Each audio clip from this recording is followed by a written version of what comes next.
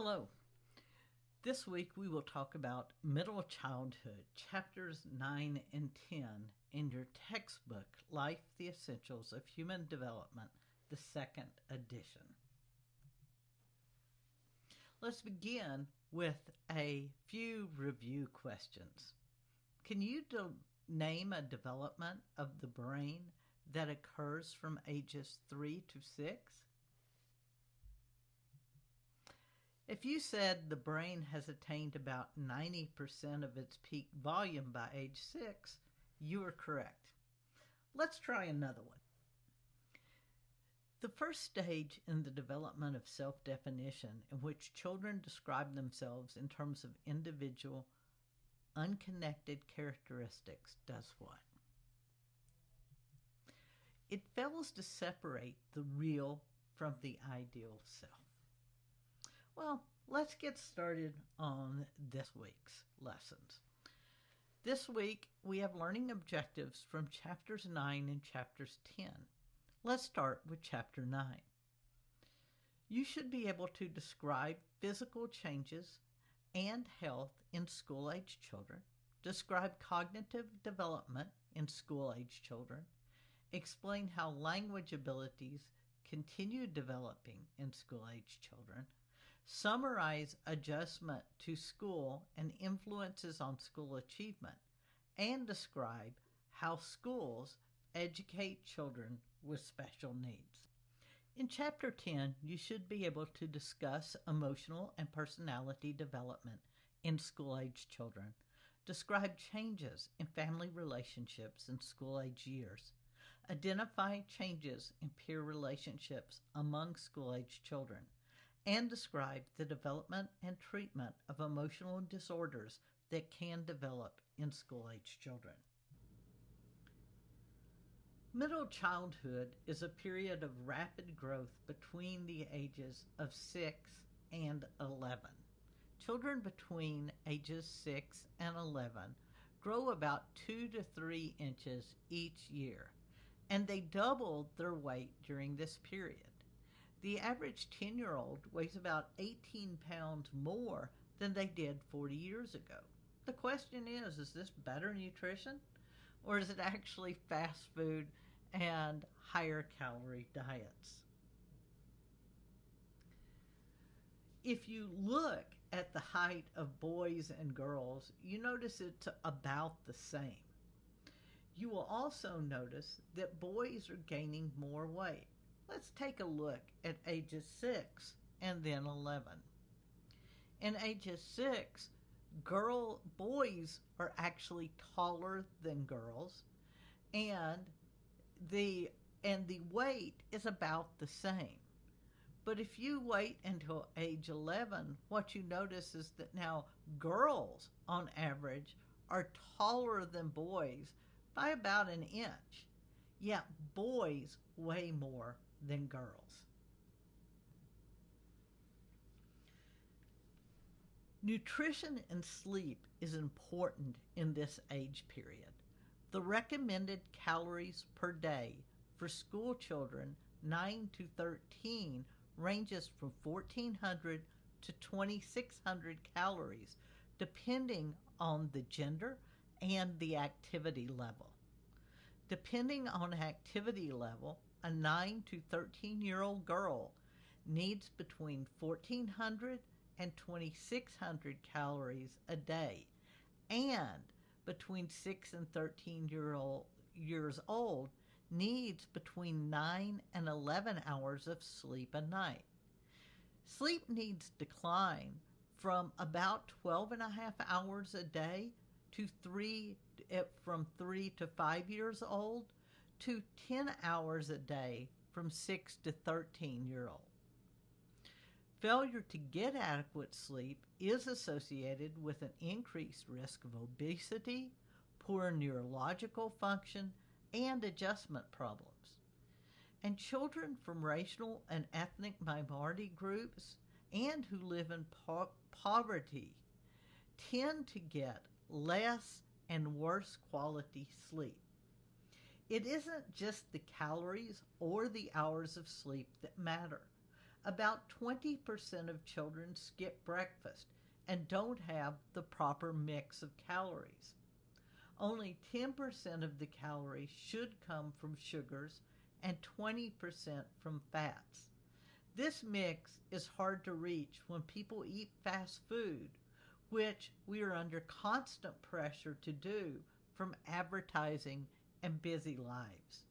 It should be noted that children from racial and ethnic groups who live in poverty tend to get less and worse quality sleep than the disparity increases with age. One of the things you need to start thinking about when you hear information about disparities is, what does it mean in terms of health care that is provided? How might you act to reduce the disparities? Like a computer with a faster processor and more memory, the middle childhood is a period of improved cognitive function. Changes in brain structure occur in middle childhood. They have faster, more efficient information processing and increased ability to ignore distracting information. The brain increases brain gray matter pre-puberty, and then it declines. The white matter increases in volume. Connections between the neurons thicken and myelinate, starting from the front and moving to the rear of the brain. And the volume of the cortex changes, peaking in late childhood. Gray matter is composed of closely packed neurons in the cerebral cortex. Its amount is strongly influenced by genetics and likely linked to differences in IQ. We have more gray matter before puberty and then it declines, but this is not a bad thing. Essentially, the brain prunes the unused dendrites. The gray matter in the cortex is associated with higher brain function. White matter is made of glial cells, which provide support for neurons, and of myelinated axons, which transmit information across neurons. And you're going to learn a lot more about this later in your pathophysiology courses. Generally, gray matter volume peaks 1 to 2 years earlier in girls. If you take a look at this table, several girls, and you look at girls and boys, you will notice the differences. So the cortex, the function is that it is part of the basal ganglia involved in control and movement and muscle tone, mediating higher cognitive functions, attention, and emotional states. The peak for boys for the parietal lobe is about 11, for boys and girls. And this deals with spatial understanding. For the frontal lobes, the peak is around 11 for boys and girls also, and this is how you handle higher order functioning. For the temporal lobes, the peak is about 14 for boys and girls, and this is the area that deals with language. And the cerebellum takes longer, and it regulates motor movement.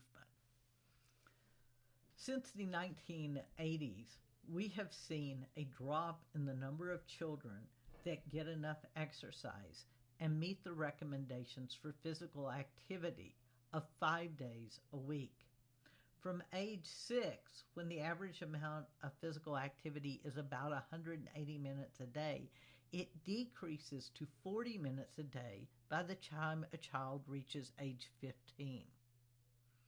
Motor skills continue to improve in school-age children, but children spend less time on sports and outdoor activities than they did in the early 1980s. Rough and tumble play involving wrestling, hitting, and chasing, accompanied by laughing and screaming, peaks in middle childhood and is preferred in the early grades.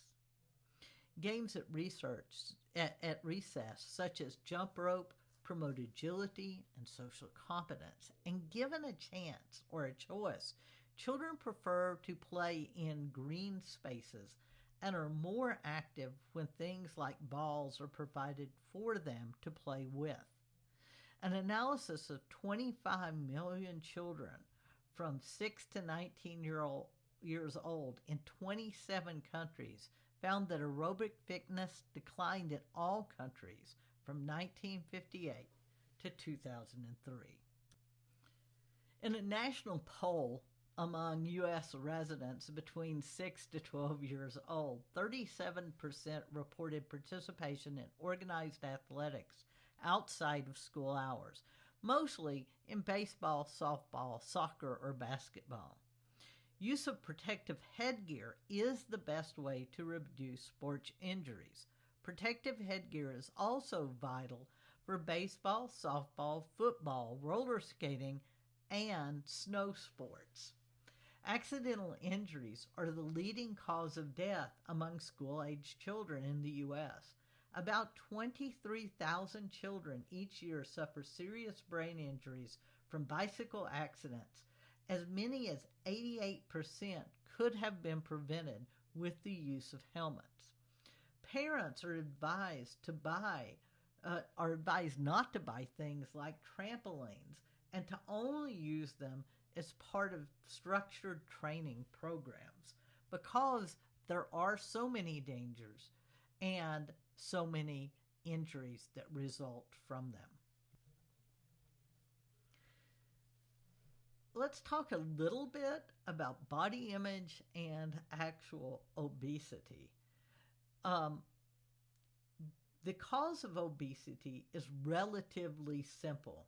Too little exercise and too many or the wrong kinds of calories.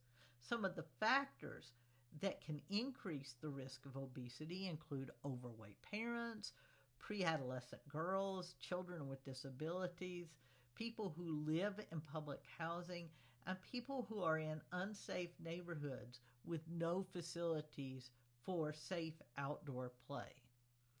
A BMI between 85th and 95th percentile is considered overweight, and when the BMI exceeds the 95th percentile, it is considered obese. In the United States, 18% of children between 5 and 19 are overweight and obese. Boys are slightly more likely to be overweight than girls, and overweight is most prevalent among Mexican American boys at 29.2% and non-Hispanic Black girls at 25.1%. Concerns with body image about how one believes and how one looks at their own body becomes important in early and middle childhood. And your book gives an example of Barbie dolls. The Barbie is still the best-selling fashion doll for girls, and her body proportions are historically unrealistic. Girls who play with Barbies actually report higher levels of body dissatisfaction. Only in 2016 did the company making the Barbie doll actually change some of the Barbie types so that there were different body types and skin colors. Obesity, while it can be an inherited tendency, too little exercise increases the risk of obesity. And this can lead to depression and low self-esteem in children. They can fall behind in both their physical and their social functioning. And they can also end up with high cholesterol and high blood pressure. So it's really important to prevent weight gain in children and to work to prevent obesity. Some of the recommendations include less time in front of a television or playing with social media, and have involved bigger policy changes like changes in labeling of foods and advertising.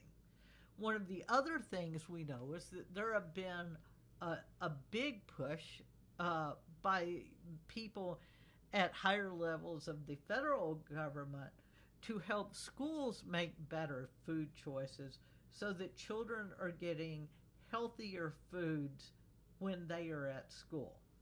And this really is important because 55% of obese children will become obese adults. Most children are in good health, about 86%, but it isn't uncommon for children to have acute medical problems. Children in this age group generally get about 6 viruses a year. Most U.S. children are healthy. Acute medical conditions, which are occasionally short-term conditions like infections and warts, colds and the flu, are common in middle childhood. Asthma is a chronic respiratory disease with sudden attacks of coughing, wheezing, and difficulty breathing. More than 9.5% of U.S. children and adolescents have been diagnosed with asthma. Its prevalence has leveled off in developed countries, but is increasing in developing countries.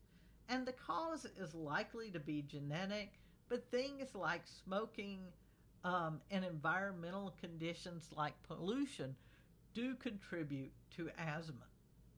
Diabetes involves high glucose in the blood due to defective insulin production. In 2015, more than 132,000 U.S. children had diabetes. And hypertension, which was once rare in children, now accounts for 19.2% of boys and 12% of girls with high blood pressure. And it's defined in children as being above the 90th percentile. The risk factors for hypertension in children include those that have type 2 diabetes, are overweight, have sedentary lifestyles, poor sleep, and then there are additional risk factors associated with race and with salt intake.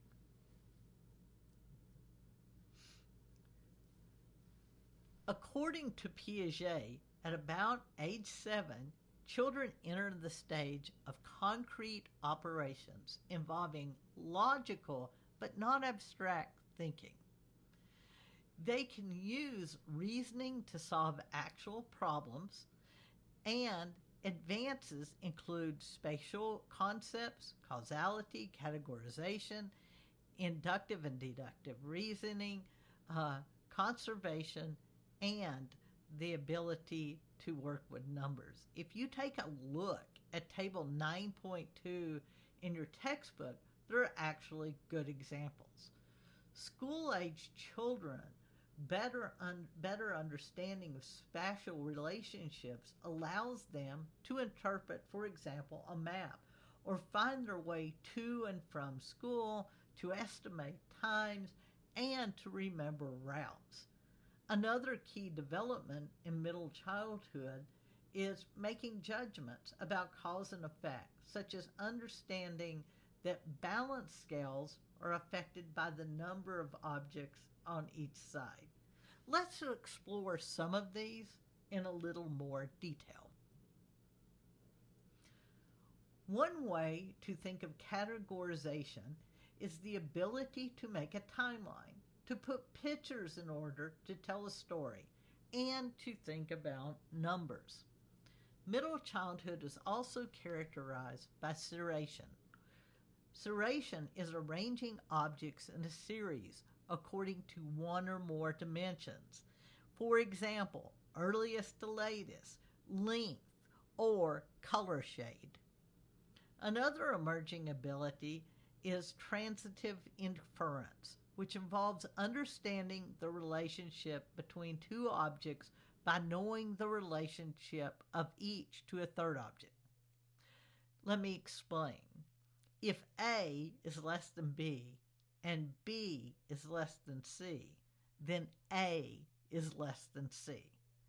This is a skill necessary for mathematical ability, and it doesn't exist before this age period. Class inclusion, which is understanding of the relationships between a whole and its parts, also becomes easier for children.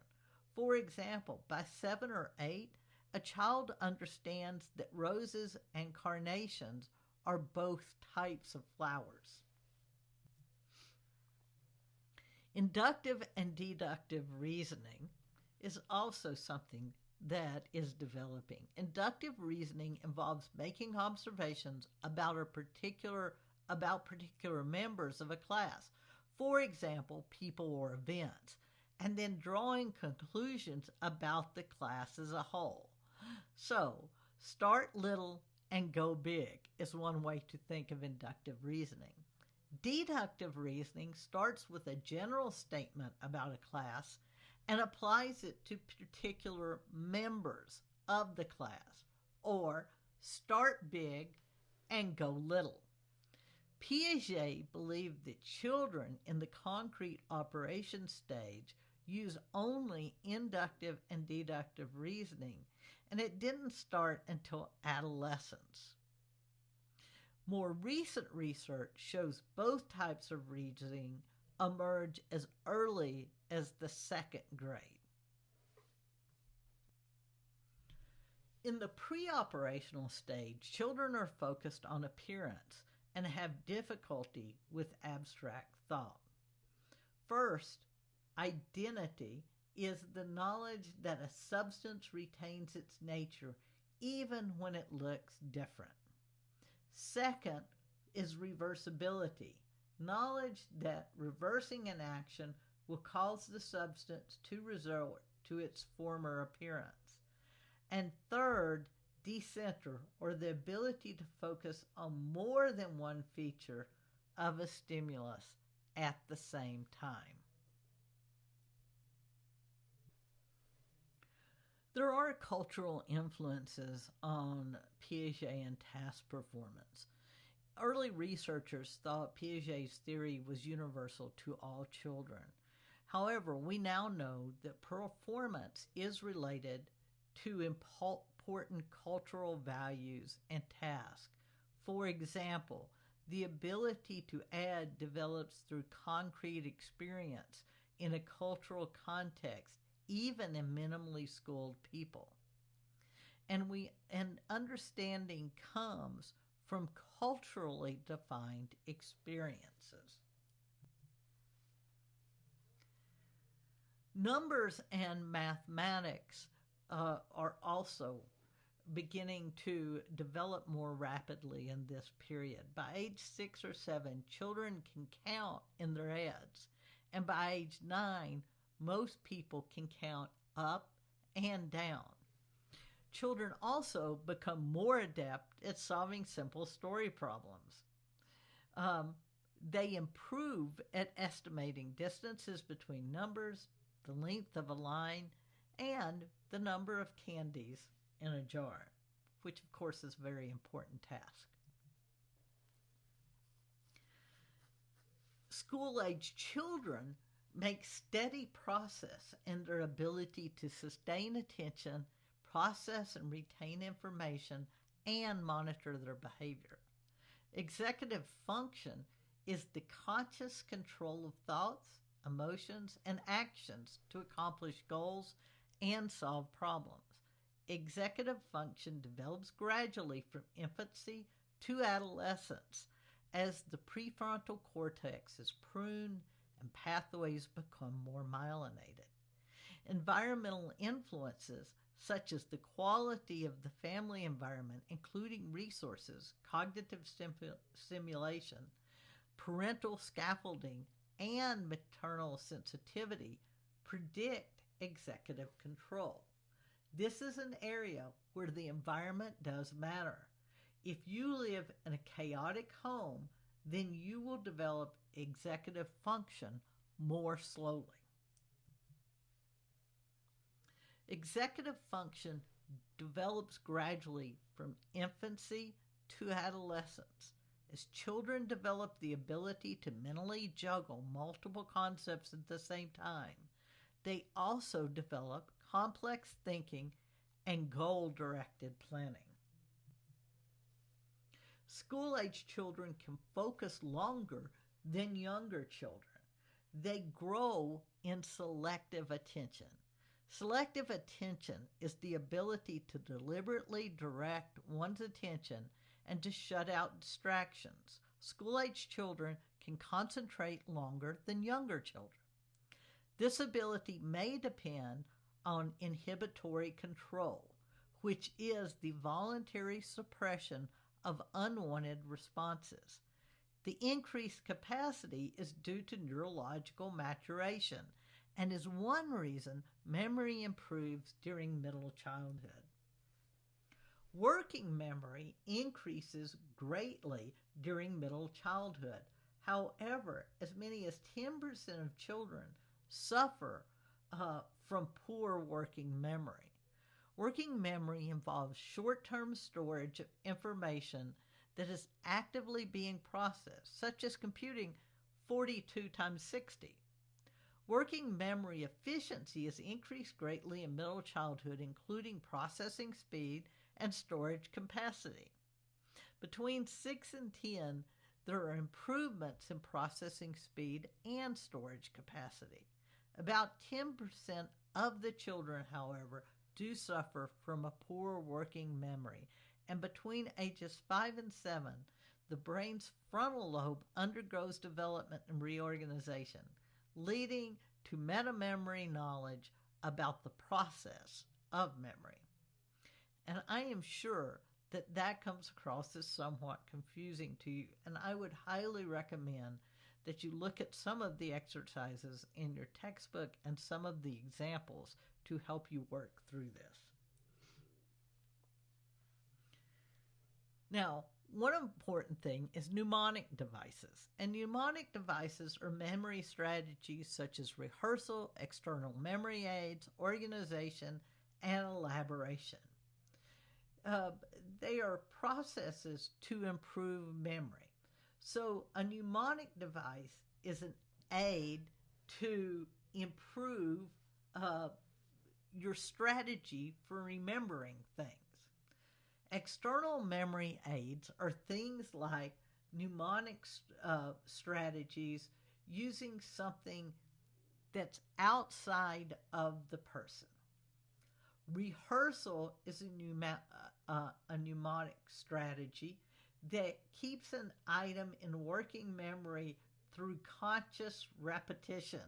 Like if you're trying to remember a phone number and you say it over and over and over and over again until you remember it. Organization is a mnemonic strategy of categorizing material to be remembered. Elaboration is a mnemonic strategy of making mental association involving items to be remembered. Metamemory is understanding of the process of memory, and metacognition is thinking about thinking, or awareness of one's own mental processes. Integrating the different mnemonic strategies into the curricula and calling them to the attention of students increases memory. So these would then be strategies that you would see employed heavily by teachers in elementary schools. So again, what is metacognition? Metacognition describes thinking about thinking or awareness of one's own mental processes. Let's talk a little bit about assessing intelligence. Those in favor of IQ tests point out that there's extensive reliability and validity data, and scores are fairly good at predicting academic achievements.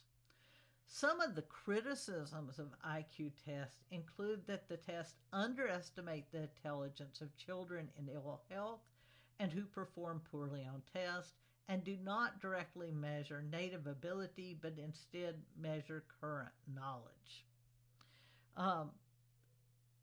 The testing is done by psychometrics, and psychometrics involves the quantitative measurement of variables like intelligence. So tests like the Wechsler Intelligence Scale for Children provide scores on verbal tests of general information, and arithmetic and performance tests like puzzles and drawing missing parts of a picture.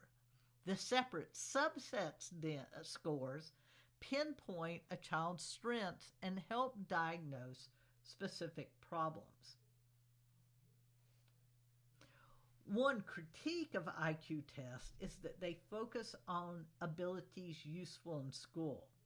The Gardner theory of multiple intelligence is that each person has several distinct forms of intelligence.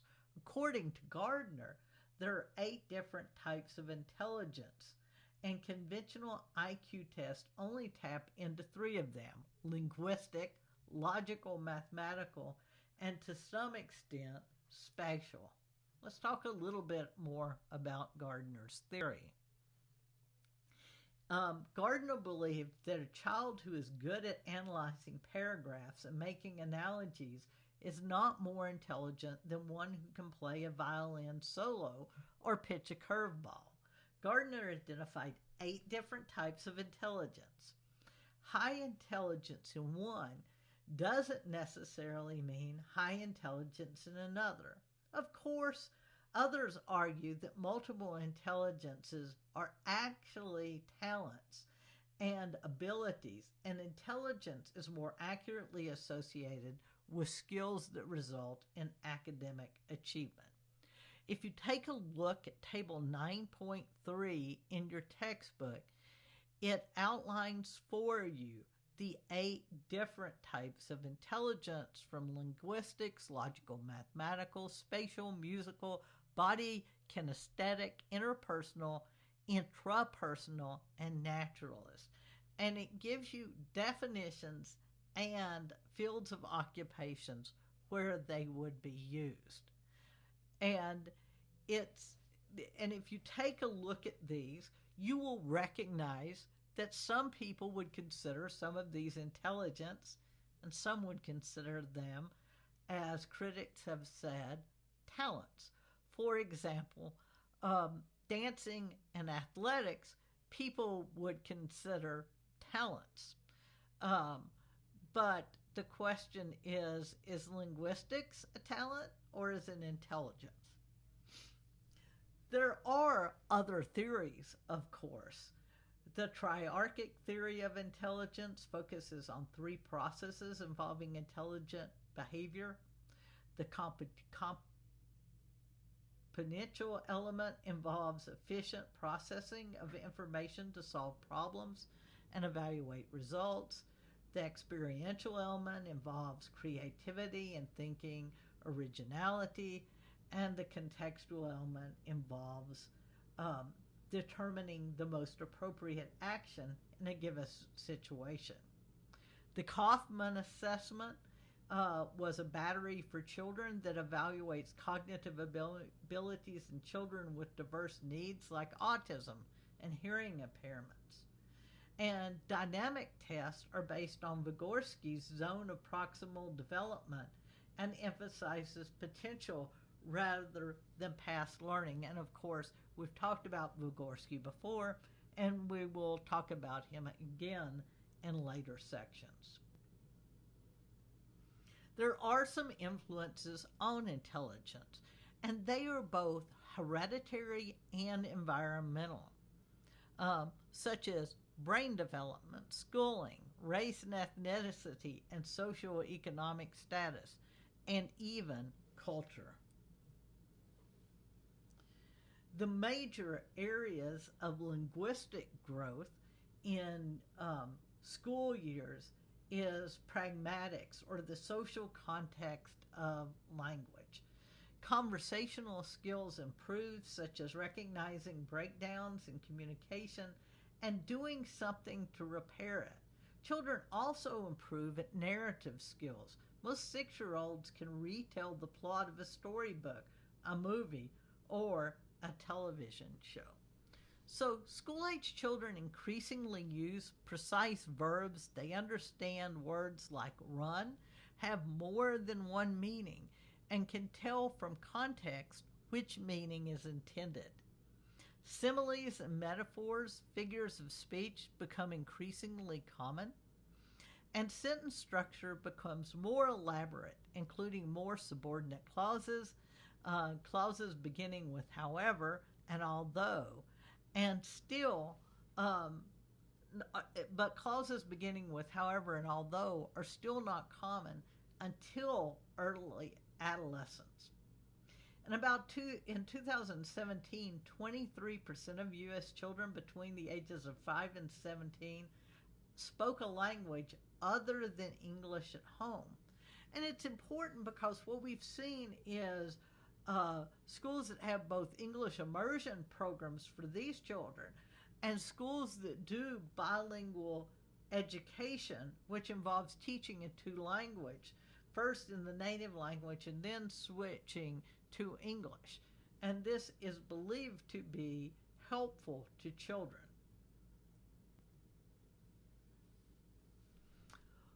One of the things that you always need to consider is intellectual disability. And an intellectual disability consists of significantly subnormal cognitive functioning. It is indicated by an IQ test of 70 or less, and that needs to then be combined with a deficiency in age-appropriate adaptive behavior. A learning disability, on the other hand, is a disorder that interferes with specific aspects of learning and school achievement, such as dyslexia. And dyslexia is a developmental language disorder in which reading achievement is substantially below the level predicted for the IQ. There are a variety of factors that influence academic achievement. Self-efficacy beliefs, or beliefs in one's own capacity to execute behavior necessary to produce specific performance attainments. This is like saying, I need to believe in myself. Gender. Girls tend to do better than boys. Parenting practices. So it's important, do the parents create an environment of learning? SES and social capital play a role through the influence on family atmosphere, neighborhood, and parenting practices. Peer acceptance. Those kids that are disliked by their peers tend to do worse in school. Educational methods and class size are important, and we have all seen this during COVID. Online working for young children is resulting in a lot of children being behind. And then education innovations and media use. And not all media use is good for children. Learning disabilities, then, are disorders that interfere with some of the aspects of school achievement. We mentioned dyslexia. Dyslexia is a developmental language disorder in which reading achievement is substantially below the level predicted by the IQ or the age. Attention deficit hyperactivity disorder, which you often hear referred to just by its initials, ADHD, has been called the most common disorder in childhood and is marked by persistent inattention, impulsivity, and low tolerance of frustration. In 2016, about 5.4 million children were diagnosed with ADHD, which is about 8.4% of children. ADHD is often managed with a combination of drugs, behavioral therapy, counseling, training in social skills, and special classroom placement. On the opposite side of this are gifted children. The traditional criteria for giftedness is an IQ of greater than 130, which tends to exclude highly creative children, children from minority groups, and children with specific aptitudes. All 50 states have moved beyond a single score definition of giftedness. About 6.4% of student population is considered gifted. They tend to grow up in rich family environments with intellectual and artistic stimulation. So what are some of the other important things that you need to consider? Creativity is the ability to see situations in new ways and to produce innovations and see more solutions to old problems. IQ tests tend to measure convergent thinking, or thinking aimed at finding the one right answer to a problem. Divergent thinking involves coming up with a wide array of fresh, diverse possibilities. Scores on creativity tests are associated with personal and public achievement. So, programs for gifted children stress either enrichment or acceleration. And enrichment programs provide broad and deep knowledge of skills through extra activities like field trips, and acceleration programs speed up education through early school entrance and grade skipping. In the neo-Piagetian terminology, the third stage is development of self-definition, which is characterized by breadth, balance, and integration and assessment of various aspects of the self. Young children have difficulty with abstract concepts and integrating various dimensions of the self. Children around 7 or 8 years old begin to become more conscious, broad, and inclusive in their view of self-concepts that integrate aspects of their self. Erikson's fourth stage of psychological development, in which children must learn the productive skills their culture requires, or else they face inferiority. According to Erikson, a major determinant of self-esteem is children's view of their capacity for productive work, which develops in the fourth stage of psychological development. The fourth stage of psychological development is industry versus inferiority. If children are unable to obtain praise, they develop feelings of low self-worth and inferiority. Industry involves learning to work hard and achieving goals, and it leads to a view of the self as being able to master skills and complete tasks. If this goes too far, children can neglect social relationships. And then, of course, they grow up to be workaholics. Older children are more aware of their own and other people's feelings. By age 7 or 8, children are aware of things like shame, guilt, and pride. Emotional self-regulation is an effort to control one's own emotions and one's attention and one's behavior.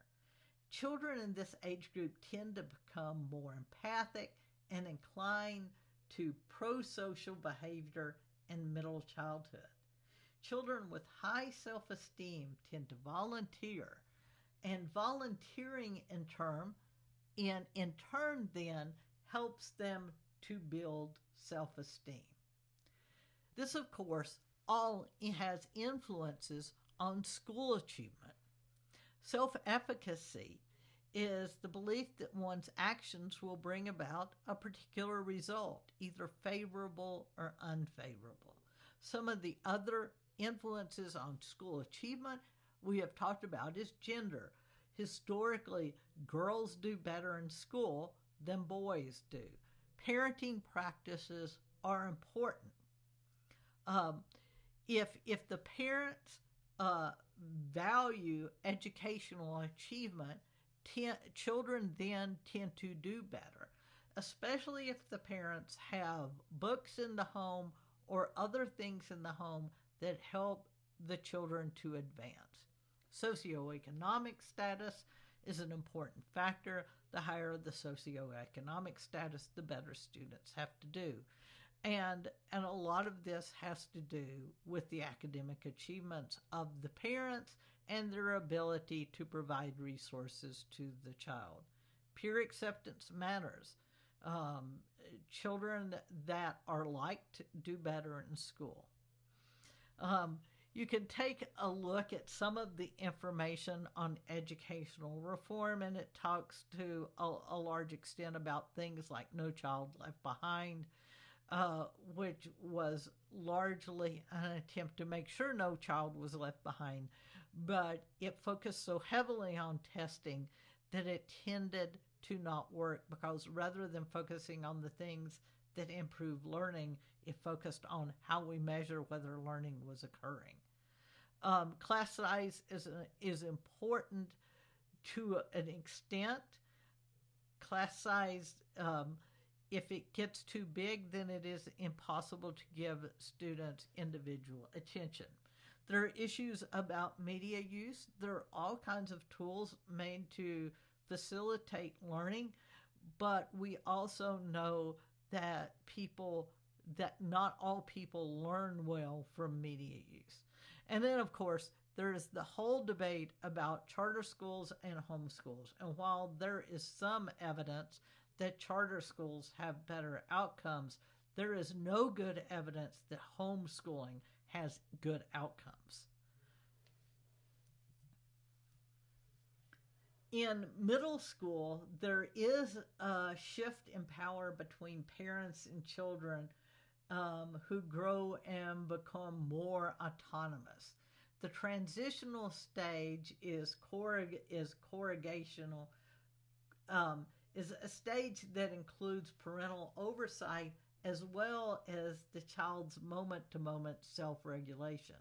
When family conflict is constructive, children see the need for rules, and as children become pre-adolescents and strive for more autonomy, family problem solving often deteriorates.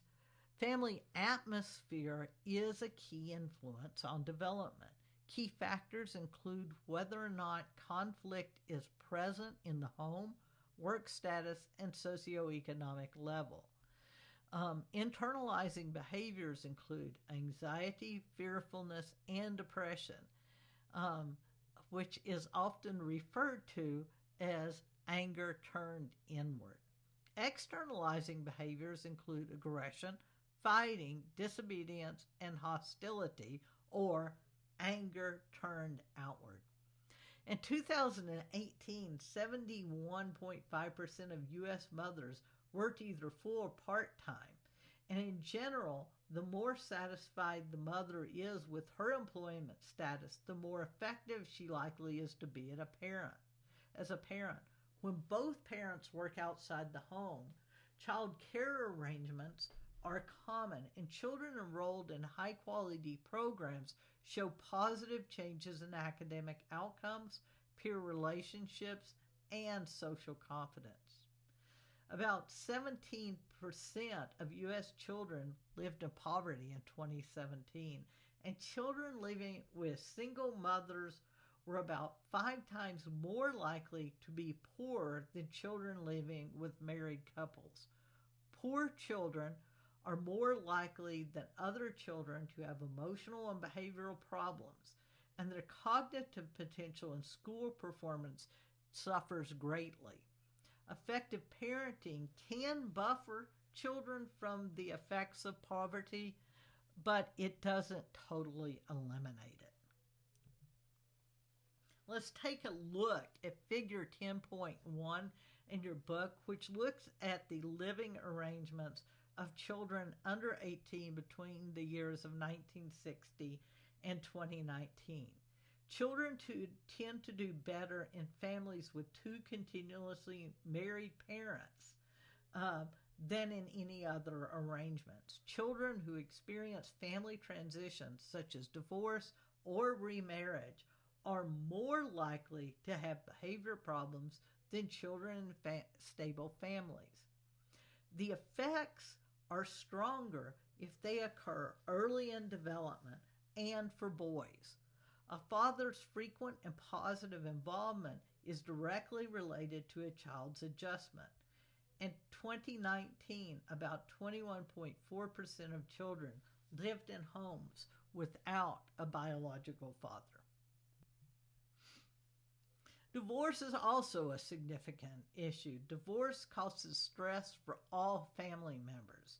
Children's adjustment depends on whether or not there are parental conflicts before the divorce, the child's age and maturity, the gender and temperament of the child, and psychological development before the divorce. Although children whose parents divorced are at slightly higher risk of negative outcomes, most do eventually show good adjustment. In the United States, we have the highest divorce rates in the world. More than 1.5 million children are involved in divorce each year. And divorce is really stressful for the children. They tend to be better adjusted if they have reliable and frequent contact with the non-custodial parent. Children of divorce do show more antisocial behavior, and younger children tend to suffer more behavioral problems. And then we have children who are living with gay and lesbian parents. About 6 million children in the U.S. and adolescents have at least one gay or lesbian parent. There is no consistent difference between homosexual and heterosexual parents in emotional health or parenting skills. Children of gays and lesbians are not more likely to have psychological problems or to be confused about their gender than are children of heterosexual parents. In 2017, 1.8 million U.S. children under 18 lived with at least one adoptive parent.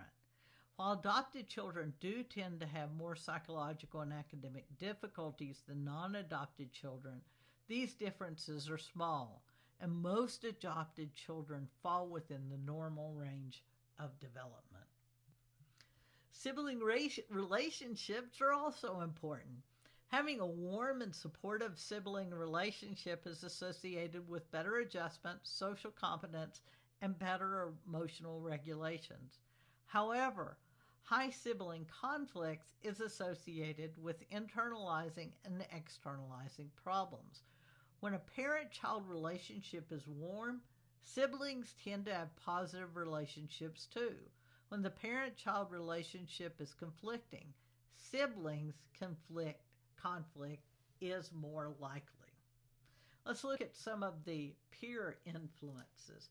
Here are a list of positive and negative peer influences. Some of the positive aspects are developing social skills, leadership and communication, a sense of belonging, and motivation to achieve and attain an identity. And some of the negative aspects are reinforcing prejudice that is unfavorable, attitudes regarding outside groups, and fostering antisocial tendencies through a negative conformity. Sociometric popularity is another issue for us to discuss.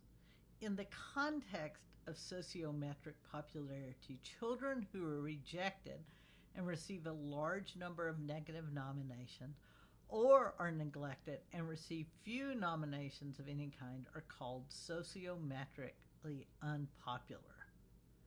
Let's talk a little bit about what those terms mean. Children can easily say whom they like to play with and whom they like most. This is a positive nomination. On the other hand, a negative nomination involves describing which children they don't like to play with and whom they like the least. Popular children tend to have good cognitive abilities, are higher achievers, are kind, and are assertive without being aggressive. Unpopular children tend to be aggressive, hyperactive, inattentive, and withdrawn. They are children who are sociometrically unpopular are often insensitive to other children's feelings.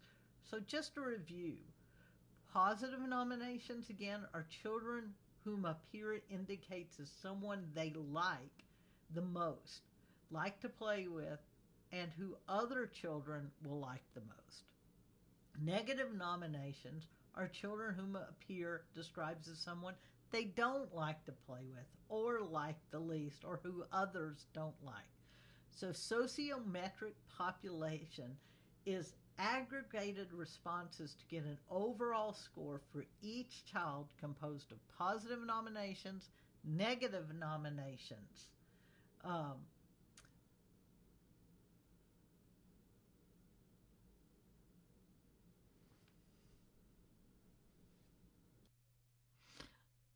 This is table 10.1 from your textbook, and it is Selman's stages of friendship. And the stages are from stage 0 to stage 4, with stage 0 being referred to as momentary playmanship. And in the undifferentiated level, children define their friends by physical closeness and value them for material and physical attributes. And this gives you an example. She lives on my street and has a big yard to run in, or he has the Power Rangers. Fairly simplistic. And then it goes through stage 4, which is autonomous interdependence, and this doesn't begin till about age 12. And it is the interdependent stage. Child respect friends' needs for both dependency and autonomy. So an example of this is a good friendship is a risk you have to take. You have to support and trust and give, but you have to be able to let go too.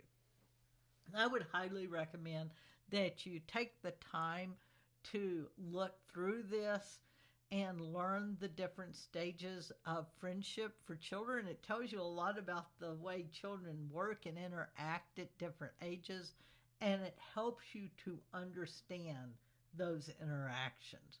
So if I ask you, after you've reviewed this table, what is momentary playmanship, your answer would be an undifferentiated level of friendship. That is the level at which, at least for now, you need to understand Selman's levels of friendship. But I would recommend that you learn the table. Hostile, aggressive, and bullying behavior is very problematic, and we've seen it more with the advent of social media and what children do when they are unsupervised on social media to other children. You need to think about what makes a child act aggressively. Instrumental aggressors act deliberately to get what they want. They do not act out of anger. Other children are more likely to engage in reactive aggression. Children who assume the worst of others in situations may have a hostile attribution bias, which is a tendency to perceive others as trying to hurt them and to strike out in retaliation or self-defense. Children spend more time on entertainment media than any other activity except school and sleeping. And on average, children spend 7 hours a day in front of a television or a computer. Most studies support a causal relationship between media violence and violent behavior on the viewer's part.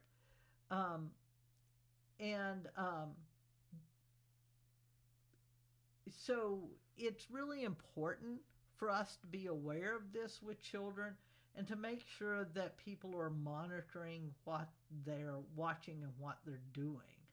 The causal link may be stronger for active media like video games versus passive media like TV. Now, aggression becomes bullying when it is deliberately, persistently directed against a particular target or a victim. Proactive bullying is done to show dominance, bolster power, and win admiration. Reactive bullying is responding to a real or imagined attack, and cyberbullying involves posting negative comments or derogatory photos of the victim on a website. Bullying can reflect genetic tendencies toward aggressiveness and environmental influences like coercive parents and antisocial friends. Most bullies are boys victimizing other boys. Female bullies tend to target other girls. Male bullies tend to use overt physical aggression, while female bullies are more often opt for retaliation aggression. Aggression tends to decline and change in the early school years. By 6 to 7 years old, most children become less aggressive. They are more cooperative, communicate better, and are more empathic. Instrumental aggression is aimed at achieving a goal and is much less common. However, hostile aggression is intended to hurt another person. That increases. Hostile aggression often takes verbal form. Physically aggressive children sometimes can attain a higher social status as they get older. An aggression toward a specific target that is persistent is considered bullying.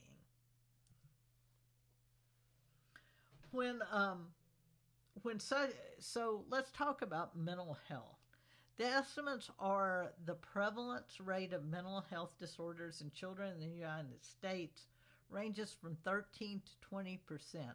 And this includes things like conduct disorders, school phobia, and other anxiety disorders, and childhood depression. When such a pattern persists to age 18, children, usually boys, may be diagnosed with oppositional defiant disorder.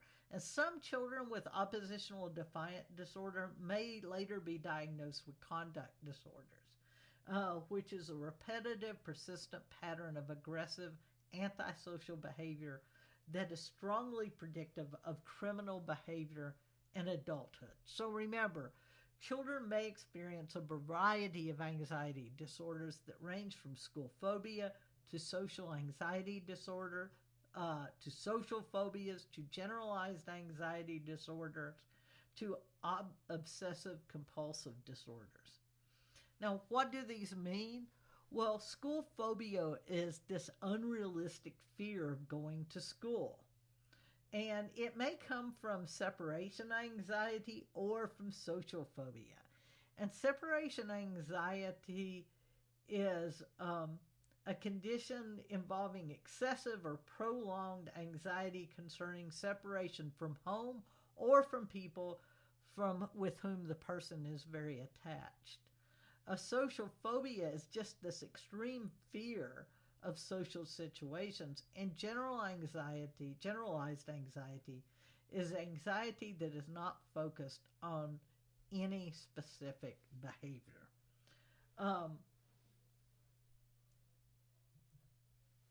So let's talk a little bit more about oppositional defiant disorder.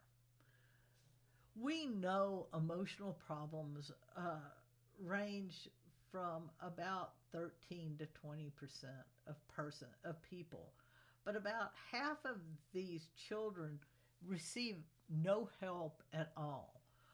One form of conduct disorder that we've talked about is oppositional defiant disorder. And while temper tantrums and defiance are common among 4 and 5-year-olds, if they persist, then they may become oppositional defiant disorder. An oppositional defiant disorder is a pattern of behavior persisting into middle childhood marked by negativity, hostility, and defiance. And these children tend to have very few friends. Some of these children may later be diagnosed with conduct disorder. Conduct disorder is a repetitive, persistent pattern of aggressive, antisocial behavior violating societal norms or the rights of others that begins in early childhood. These children may do things like set fires or lie a lot or get in fights or bully other children or steal or commit vandalism. About 7% of children between the ages of 3 and 17 in the U.S. have been diagnosed with conduct disorder, and the rate is higher in boys than it is in girls, and it is predictive of criminal behavior. We already heard that some children have anxiety about specific things, but others have generalized anxiety. And generalized anxiety, again, is anxiety not focused on a single target. Children with generalized anxiety disorder are self-conscious and self-doubting. They seek approval and need reassurance. And their worry seems independent of their actual performance. These children worry about things they can't control, like storms and earthquakes, but also about things like grades and getting hurt on the playground. There are treatments that are available for children with mental health issues. Treatment techniques may include any of the following. First of all, psychological treatment for emotional disturbances include individual psychotherapy, which is psychological treatment in which a therapist sees a troubled person one-on-one. Family therapy is therapy in which the therapist sees the whole family together to analyze the patterns of family functioning. Behavior therapy is a therapeutic approach using principles of learning theory to encourage desired behaviors or eliminate undesired ones. And it's also called behavior modification. Cognitive behavioral therapy is a type of behavior therapy that seeks to change negative thoughts through gradual exposure, modeling rewards, and talking to oneself. Art therapy, which is common and with children, is a therapeutic approach that allows a person to express troubled feelings without words, using a variety of art materials and media. And then, of course, play therapy is a therapeutic approach that uses play to help children cope with emotional distress. And of course, hopefully a last result is drug therapy or the administration of drugs to treat emotional disorders. So I would say what I would like you to try to remember is that there are different types of therapy, and that they range from individual to cognitive to play therapy. The hope is that you will have resilient children. And resilient children are those who weather adverse circumstances, function well despite challenges or threats, and they bounce back from traumatic events.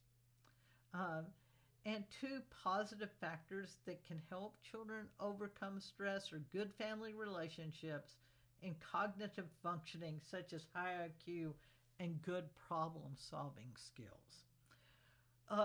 This was a quick review of your 2 chapters. Again, make sure you do your smart book activities, your milestone assignments, and that you participate in the discussions for greater in-depth knowledge. And of course, if you have questions, you're always welcome to join me for office hours. Thank you.